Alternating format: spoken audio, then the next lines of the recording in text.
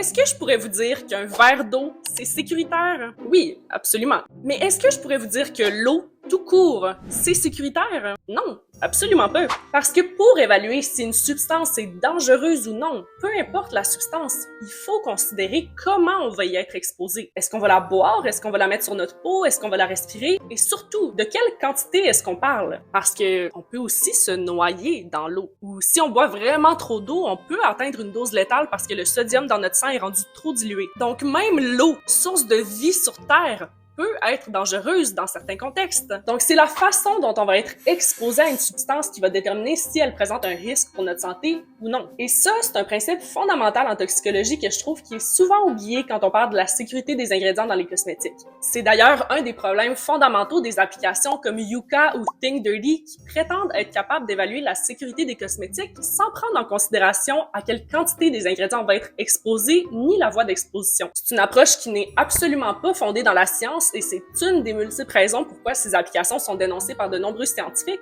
dont moi. Les ingrédients dans les cosmétiques sont présents à des doses qui prévoient une large marge de sécurité pour que même si on utilise plusieurs produits qui contiennent le même ingrédient à chaque jour, on reste en dessous d'un seuil qui pourrait commencer à être néfaste pour l'être humain. Donc la prochaine fois que quelqu'un essaie de vous faire peur en vous disant tel ou tel ingrédient est toxique, arrêtez de l'utiliser, rappelez-vous que c'est la dose qui fait le poison. Bye!